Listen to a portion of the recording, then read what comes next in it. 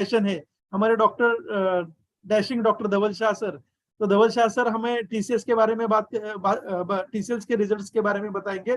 दोस्तों टीसीएस हम ऑलमोस्ट सभी के पास स्टॉक है और ये एक मल्टीबैगर स्टॉक है और सेक्टर लीडर है। तो यूरोप में वॉर हुआ या बाकी का अमेरिका में प्रॉब्लम चल रहा है, मंदी का क्या असर होगा, तो टीसीएस में हमें क्या एक्शन लेनी चाहिए, आइए हम जानते हैं डॉक्टर धवल सर से। तो I welcome doctor Dhaval sir. Thank you Milind sir and good evening viewers. दोस्तों मैं आज इंडिया की सेकंड हाईएस्ट मार्केट कैप धराने वाली बिगेस्ट मतलब कंपनी टीसीएस के बारे में बताने जा रहा हूं।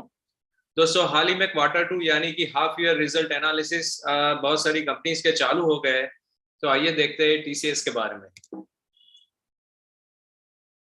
दोस्तों मैं doctor Dhaval Shah, radiologist from Patan Gujarat. मैं प्रॉफिट फ्रॉम इट फैमिली से जून 2020 से जुड़ा हुआ हूँ and thank you profit from it family and Piyush Patel sir हमें ये बेहतरीन स्टॉक मार्केट के बारे में लर्निंग देने के लिए। दोस्तों मैं ब्रीफली आपको बता दूं कि मैं आने वाले प्रेजेंटेशन में किस फ्लो में जाने वाला हूं। सबसे पहले मैं आईटी इंडस्ट्री के बारे में आपको बोलूंगा कि वर्ल्ड वाइड क्या सिनारियो है और उसका क्या फ्यूचर ट्रेंड रहने वाला है। उसके बाद में इंडिया में आईटी इंडस्ट्री का क्या एट प्रेजेंट ग्रोथ पहले पास्ट में रह चुका है, फिर उसका फ्यूचर आउटलुक क्या है और उसका जीडीपी के ग्रोथ में क्या कंट्रीब्यूशन है। दोस्तों हम आईटी इंडस्ट्री जो इंडिया में है उसको टोटल मार्केट कैप, उसके sales growth and quality parameter के हिसाब से कंपेयर करेंगे एंड उसके बाद में हम एवोल्यूशन पे आएंगे कि क्यों टीसीएस एक बेहतरीन कंपनी है। फिर मैं थोड़ा डिटेल में टीसीएस कंपनी के बारे में बोलूंगा, टीसीएस के बारे में उसकी हाइलाइट्स, उसके हिस्टोरिकल डेटा, उसका करंट ट्रेंड क्या है, उसका रेवेन्यू ग्रोथ सेगमेंट और जियोग्राफी वाइज क्या है, फिर उसकी मेजर कॉस्ट यानी कि मेजर एक्सपेंस क्या रहेंगे, फिर उसकी शेयर होल्डिंग पैटर्न एंड फिर उसके फ्यूचर एस्टिमेट के बारे में दोस्तों हम देखेंगे और आखिरी में हम टेक्निकल एनालिसिस देखेंगे। तो आइए थोड़ा डिटेल में देखते हैं।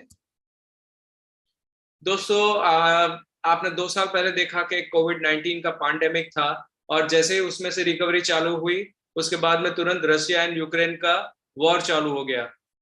उसकी वजह से वॉर के वजह से एक इन्फ्लेशन बहुत ही ज्यादा बढ़ गया। उसके बाद में पूरा चेन डिस्टर्ब हो गया था एंड पूरे वर्ल्ड वाइड की इकोनॉमी के ऊपर इसके और पूरे बहुत सारी इंडस्ट्रीज के ऊपर इसकी खराब इफेक्ट आई थी। अब आईटी इंडस्ट्री के बारे में देखें तो ग्लोबली आईटी बिजनेस 2021 से 2022 तक 11.6% के कंपाउंड एवरेज ग्रोथ से बढ़ा है और आने वाले 2026 तक हम देखेंगे कि 8% कंपाउंड एवरेज ग्रोथ से इसका रेवेन्यू बढ़ने वाला है। इंडिया की बात करें तो इंडिया में 2022 से 2027 तक देखें तो 11.4% के कंपाउंड एवरेज ग्रोथ से ये इंडियन आईटी बिजनेस बढ़ेगा और टोटल उसका मतलब अमाउंट देखे तो $350 बिलियन तक ये आईटी बिजनेस ग्रो करेगा 2026 आते आते। अब जीडीपी में कंट्रीब्यूशन की बात करें तो 2009 से लेकर 2022 तक इंडियन आईटी इंडस्ट्री ने 5.8% से लेकर मैक्सिमम 9.5% का कंट्रीब्यूशन दिया है और आने वाले 2025 तक ये इंडियन आईटी बिजनेस 10% का टोटल जीडीपी में कंट्रीब्यूशन देगा, ऐसा अनुमान है। अब दोस्तों आईटी इंडस्ट्री यानी कि कंप्यूटर एंड सॉफ्टवेयर इंडस्ट्री की मार्केट कैप के बारे में देखें तो टोटल 26.7 लाख करोड़ का ये टोटल इंडस्ट्री का मार्केट कैप है। उसमें से अकेली टीसीएस 11.3 लाख करोड़ का टोटल मार्केट कैप कंट्रीब्यूट कर रही है, जो कि टोटल इंडस्ट्री के परसेंटेज के हिसाब से देखें तो 42% का टोटल स्टेक है इसमें। दोस्तों ये इंडस्ट्री के लीडर इंडस्ट्री की मार्केट कैप के हिसाब से देखें तो टीसीएस एक लीडर कंपनी है और अकेली मार्केट कैप में ही नहीं, अगर सेल्स में भी देखें तो 1.9 लाख करोड़ का सेल्स कर रही है एन्युअली और प्रॉफिट की बात करें तो 40,000 करोड़ का टोटल एनुअल प्रॉफिट करती है ये कंपनी। तो ये market cap, sales and profit तीनों चीजों में टीसीएस एक लीडर अव्वल नंबर की कंपनी है। दूसरे नंबर पे इन्फोसिस आती है जो 22.4% का टोटल मार्केट कैप रखती है।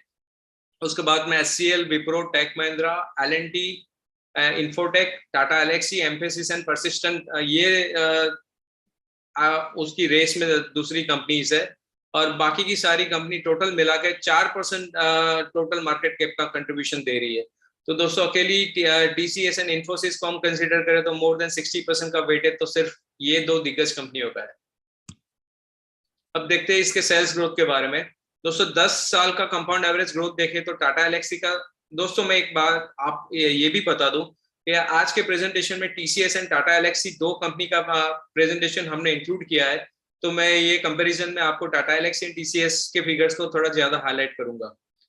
तो 10 साल का ग्रोथ देखें तो टेक महिंद्रा का हाईएस्ट 23% का कंपाउंड एवरेज सेल्स ग्रोथ रहा है, जबकि टाटा एलेक्सी का 16% एंड टीसीएस का 15% कंपाउंड एवरेज ग्रोथ रहा है। 5 साल के हिसाब से देखें तो परसिस्टेंट का 27% हाईएस्ट, देन टाटा एलेक्सी का 15% एंड टीसीएस का 10% दिख रहा है। दोस्तों आपको ये दोनों साइड में दिख रहा है कि एक बार परसिस्टेंट एक बार टेक महिंद्रा, ये जैसी कंपनियों के ग्रोथ हमें ज्यादा दिख रहे हैं, पर हम जैसे क्वालिटी पैरामीटर्स को अप्लाई करेंगे तो ये सारी कंपनी निकल जाएंगी रेस से। तो सब हम लिक्विडिटी रेशियो के बारे में देखते हैं, यानी कि क्वालिटी पैरामीटर्स हम यहाँ से देखने वाले हैं। तो लिक्विडिटी रेशियो बेसिकली होता क्या है, कोई भी कंपनी का शॉर्ट टर्म जो डेप्ट होता है, शॉर्ट टर्म लायबिलिटीज जो रहती है, उसको कोप अप करने की एबिलिटी कोई भी कंपनी या ऑर्गेनाइजेशन की कैसी है वो देखने के लिए लिक्विडिटी रेशियोज है। उसमें हम net profit margin, current ratios and trade receivables देखेंगे। नेट प्रॉफिट मार्जिन की बात करें तो टाटा एलेक्सी के पूरी इंडस्ट्री में हाईएस्ट नेट प्रॉफिट मार्जिन 22% है, उसके बाद टीसीएस कंपनी के 20% है, उसके बाद में बाकी की सारी कंपनीज आ रही है। करंट रेशियोज, तो करंट रेशियोज बेसिकली क्या है, तो करंट लायबिलिटी के मुकाबले कोई भी कंपनी का करंट एसेट कैसा है उसको बोलते हैं करंट रेशियो। आइडियली ये 2 या उससे ज्यादा होना चाहिए, मतलब लायबिलिटी के मुकाबले करंट एसेट्स दुगनी या उससे ज्यादा होनी चाहिए। तो यहाँ पे टाटा एलेक्सी और टीसीएस इस क्राइटेरिया को फॉलो कर रही है, मतलब ये दोनों अच्छी कंपनी है।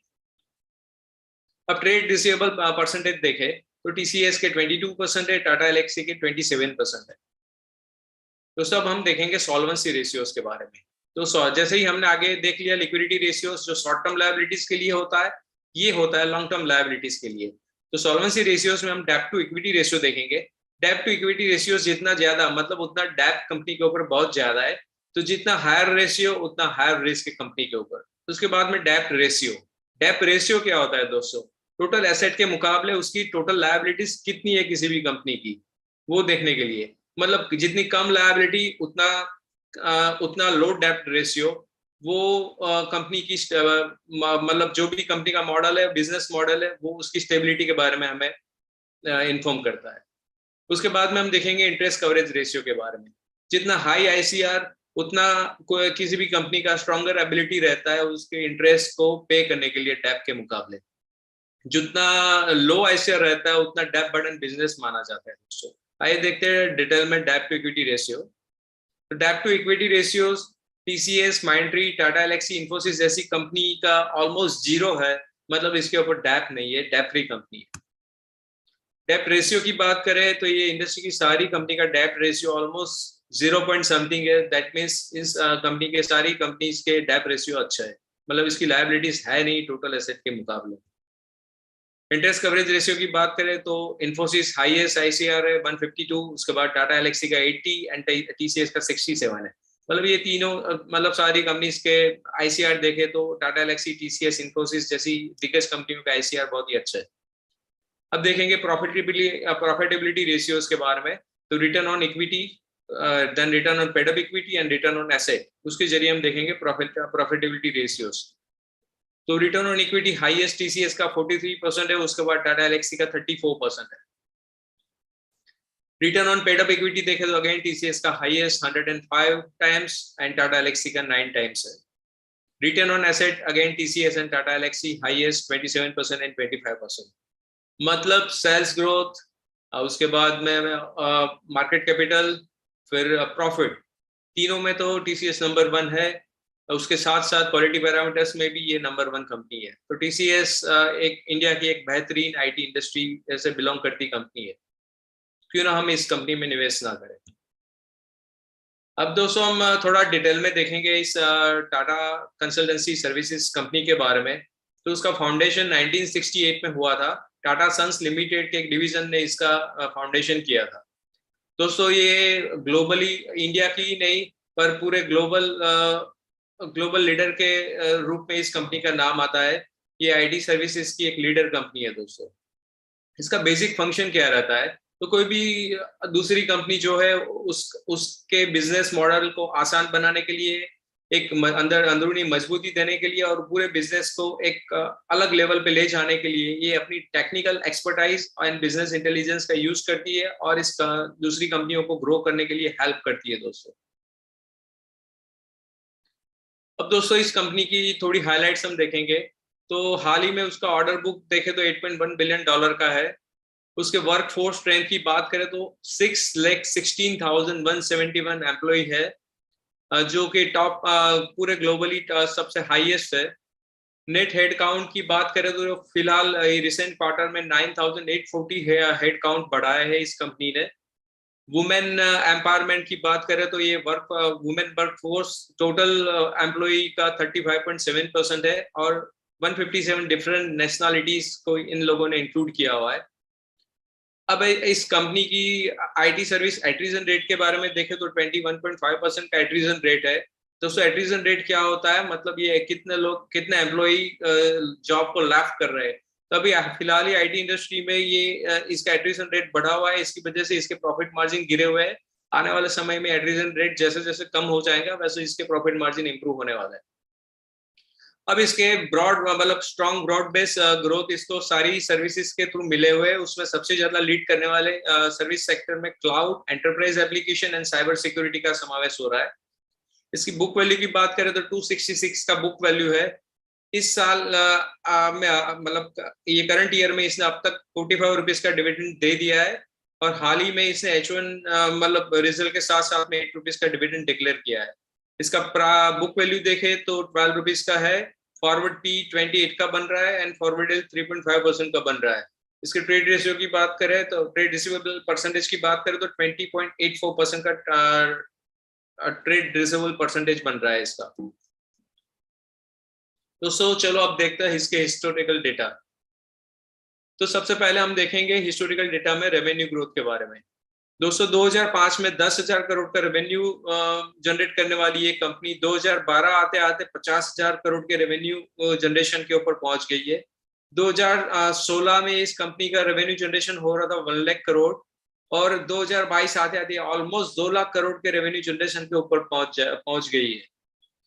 तो अगर कंपाउंड एवरेज ग्रोथ की बात करें तो 17 सालों में 20% के कंपाउंड एवरेज ग्रोथ से रेवेन्यू बढ़ी है एंड 17 सालों में देखे तो ये 20% के मुकाबले 21 टाइम्स हो चुका है रेवेन्यू। मतलब आप देखो आपको कंपाउंड एवरेज ग्रोथ 20% का मिल रहा है पर उतने ही पीरियड में आपका रेवेन्यू हो रहा है 21 टाइम्स। इसको बोलते हैं रियल कंपाउंडिंग दोस्तों। अब इसके प्रॉफिट की बात करें 2005 में इसका प्रॉफिट था 2,000 करोड़, 2012 आते आते ये 10,000 करोड़ हो गया और अभी में देखे तो 38,500 करोड़ का प्रॉफिट जनरेट कर रही है 2022 में दोस्तों। तो ये पिछले 17 सालों में 19% का कंपाउंड एवरेज ग्रोथ है प्रॉफिट में, जो कि पिछले 17 सालों में 19 टाइम्स हो चुका है प्रॉफिट। अब साथ में हम देखेंगे इसके रिजर्व के बारे में दोस्तों। 2005 में इसका रिजर्व था 3,400 करोड़, जो कि 2008 आते आते 10,000 करोड़ के ऊपर पहुंच गया। 2015 में 50,000 करोड़ के लेवल को क्रॉस कर गया और 2017 से लेकर 2022 तक देखे तो ये म्यूटेड रिजर्व आप फिगर दिख रही है आपको दोस्तों। पिछले 6 सालों में ऑलमोस्ट 90,000 करोड़ के आसपास रिजर्व इसने अपना मेंटेन रखा है। ये लास्ट ईयर और 5 साल के फिगर देखे तो 3% एंड 1% का ग्रोथ है सिर्फ। दोस्तों ये इसलिए दिख रहा है कि इस कंपनी अभी बहुत ही बढ़िया ग्रोथ के ऊपर पहुंच गई है, इसको अभी और ज्यादा रिजर्व फंड की जरूरत नहीं है। ये बाकी के अपने सारे प्रॉफिट को बोनस या तो फिर बायबैक या तो फिर डिविडेंड के रूप में ये प्रॉफिट अपने शेयर होल्डर को बांट रही है। ये तो हमने देख लिया दोस्तों कंपनी का पास्ट ट्रेंड। अभी हम देखेंगे इसके करंट ट्रेंड के बारे में। करंट ट्रेंड की बात करें दोस्तों सबसे पहले हम सेल्स का करंट ट्रेंड देखेंगे। तो पिछले चारों क्वार्टर में देखें तो 17% का ऑलमोस्ट ग्रोथ इसने मेंटेन करके रखा है और इसी के जरिए हम अनुमान लगा सकते हैं कि फाइनेंशियल ईयर 23 आते आते इसका टोटल सेल्स में ग्रोथ रहेगा 16% का। प्रॉफिट की बात करें तो 9 मंथ एंड एनुअल डेटा देखें तो 16% का ग्रोथ हमें दिख रहा है, पर ये फाइनेंशियल ईयर 2023 के क्वार्टर 1 और H1 में ये प्रॉफिट गिर के 5% और 7% आ गया है। दोस्तों ये इसलिए दिख रहा है कि इसकी मेजर कॉस्ट में हम देखेंगे कि एम्प्लॉय एक्सपेंसेस काफी बढ़ गए, इसकी वजह से इसके प्रॉफिट गिर के आए हैं। इसी के चारों क्वार्टर के फिगर को जरिए मतलब इसको कंसीडर करते हुए देखें तो 2023 में हम 7% का अनुमान लगाएंगे प्रॉफिट के ग्रोथ में। मार्जिन की बात करें तो दोस्तों इस कंपनी का मार्जिन 20 से 18% के आसपास मेंटेन रहा है। इससे हम 2023 की बात करें तो 19% का मार्जिन आएगा, ऐसा हम अनुमान रखेंगे दोस्तों। दोस्तों अब हम रेवेन्यू को थोड़ा डिटेल में बायफर्केट करते हैं। तो इसका मेन रेवेन्यू आता कहाँ से दोस्तों? तो सबसे ज्यादा रेवेन्यू आता है 38% from banking and financial services and insurance business से। उसके बाद में उसका रेवेन्यू आ रहा है कम्युनिकेशन, मीडिया एंड टेक्नोलॉजी से 17% का। फिर रिटेल एंड कंज्यूमर बिजनेस से अगेन 17% का। Life science and health care segment से 11% का। मैन्युफैक्चरिंग सेगमेंट से 9% का एंड 8% का दूसरे अदर वर्टिकल्स से। दोस्तों ये सारे वर्टिकल्स में से सबसे ज्यादा ग्रोथ दिया है इस बार इस रिटेल एंड कंज्यूमर बिजनेस ने, जो कि 23% का ग्रोथ आया है पिछले साल के मुकाबले। उसके बाद में second number communication, media and technology ने 20% का दिया है। दोस्तों अब हम इस रेवेन्यू जनरेशन को थोड़ा रीजन वाइज डिवाइड कर रहे हैं। तो रीजन वाइज देखें तो north America and Latin America से 17.6% एंड 19% का ग्रोथ आ रहा है। यूरोप की बात करें तो यूके से 14.8% एंड कॉन्टिनेंटल यूरोप से 14% का ग्रोथ आ रहा है। एंड एशिया की बात करें तो एशिया में इंडिया से 16.7% का, मिडल ईस्ट अफ्रीका से 8.2% का एंड एशिया पैसिफिक से 7% का रेवेन्यू जनरेट हो रहा है। दोस्तों अब हम बात करेंगे इसके मेजर कॉस्ट यानी कि एक्सपेंस के बारे में। तो सबसे पहला शेयर देखें तो एम्प्लॉय एक्सपेंस जो है वो सबसे ज्यादा है, टोटल एक्सपेंस के मुकाबले 74% इसका स्टेक आ रहा है। अदर एक्सपेंसेस में 22%, फिर डेप्रिसिएशन एंड एमोर्टाइजेशन से 3%, cost of equipment 1% and finance से पॉइंट समथिंग। दोस्तों अब हम देखेंगे कि पिछले साल के मुकाबले ये टोटल एक्सपेंस में क्या ग्रोथ आया है। तो एम्प्लॉय एक्सपेंसेस से जो 17.6% मतलब ऑलमोस्ट सेल्स के बराबर बढ़े। अदर एक्सपेंसेस देखे तो 30.7% मतलब सेल्स के मुकाबले ऑलमोस्ट दुगना बढ़े। ये इतना ज्यादा ग्रोथ आ रहा है अदर एक्सपेंसेस में, इसी की वजह से इसके प्रॉफिट मार्जिन टूटे हैं दोस्तों।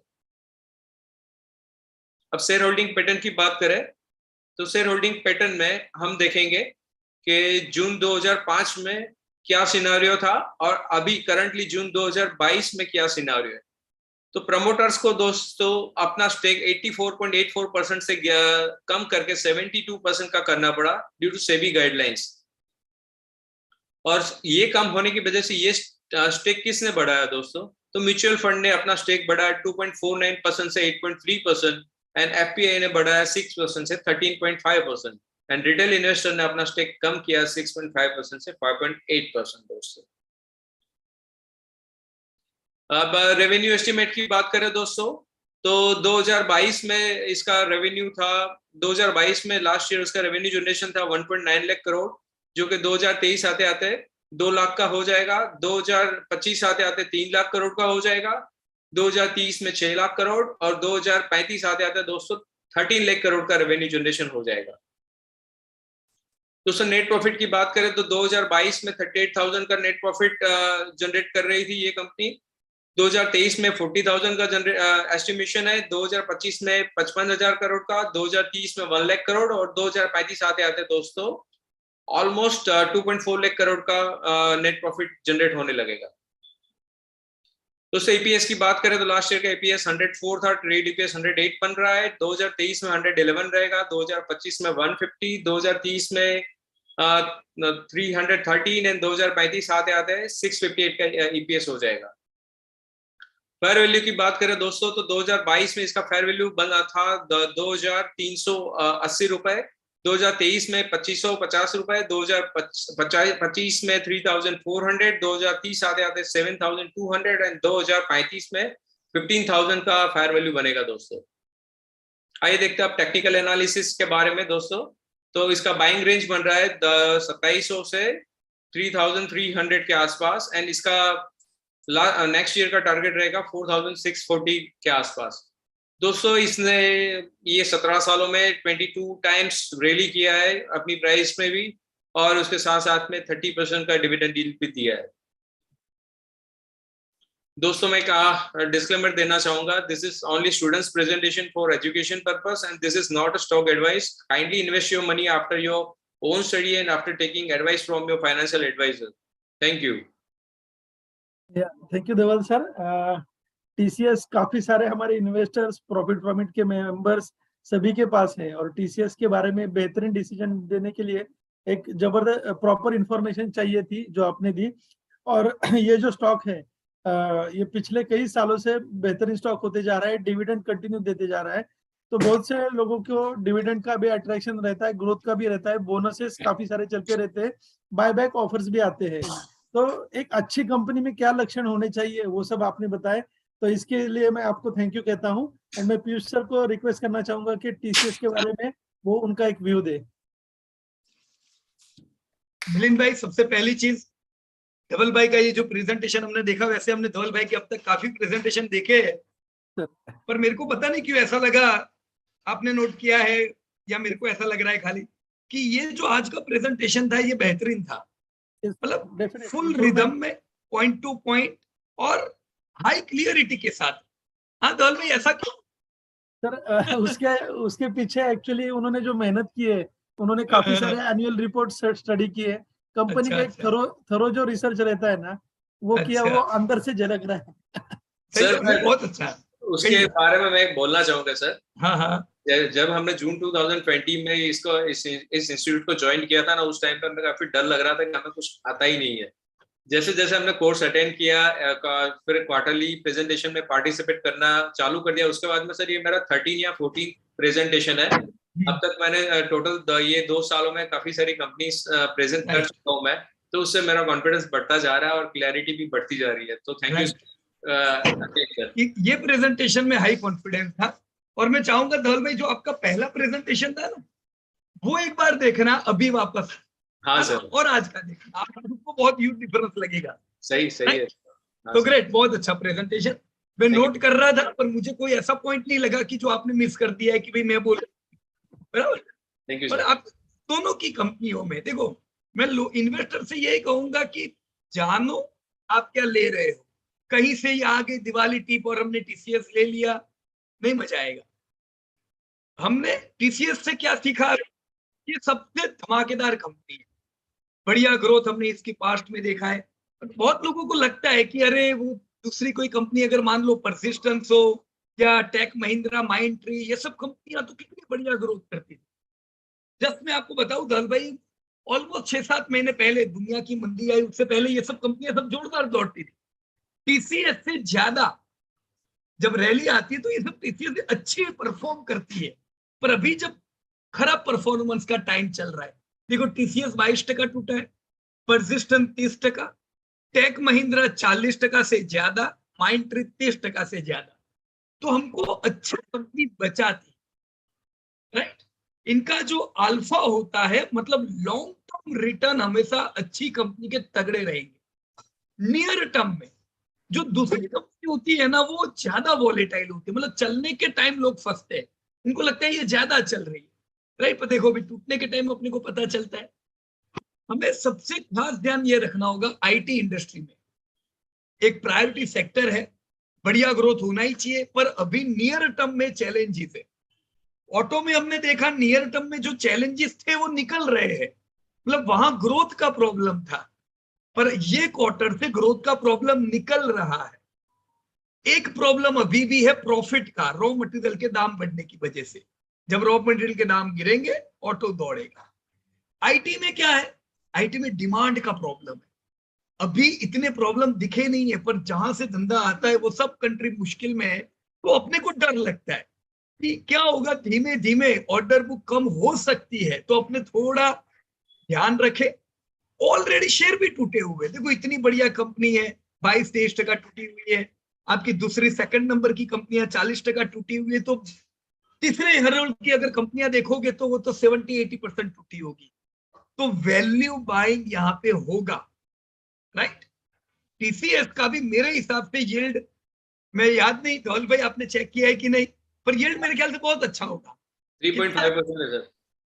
3.5%। Okay, great great. तो मतलब ये कितना अच्छा यील्ड हुआ। देखो मैं इतने समय से टीसीएस में निवेश करता हूं, पर मैंने ऐसे यील्ड नहीं देखे, क्योंकि जनरली लोग हमेशा बोलते हैं पीयूष भाई ये तो हाथ में ही नहीं आता है। अभी वो पीडीलाइट के लिए कैसा कह रहे थे सब, हर एक का नंबर लगता है, वैसे टीसीएस का बोलते रहे ये हाथ में नहीं लगता है, लो अभी हाथ में लग रहा है। राइट? मौके मिलेंगे, मौके का फायदा उठाओ, प्रॉब्लम को समझो, ताकि जब ये प्रॉब्लम निकले तब आप एग्रेसिव भी हो सकते हो। राइट? तो very good company, no doubt about it, portfolio में होनी चाहिए। और एक चीज मुझे बहुत अच्छी लगी आपके प्रेजेंटेशन में, देखो इंडिया आईटी के लिए बना नहीं है अभी, अभी इंडियन कंपनी में आईटी का स्पेंडिंग टाइम लगेगा। पर आपके प्रेजेंटेशन में मैंने देखा कि यूके यूरोप से ज्यादा स्पेंडिंग इंडिया ने किया है। आप देख रहे हो 5G पे कैसा धमाकेदार हमने लॉन्चिंग किया, ह्यूज। और 5G शुरू हो चुका है, पता नहीं चला। राइट? तो हम लोग टेक्नोलॉजी में बहुत बढ़िया कर रहे हैं। अब इंडियन कंपनी भी स्पेंड कर रही है तो अपने को इंडिया का भी धंधा मिलेगा। तो यस, वी नीड टू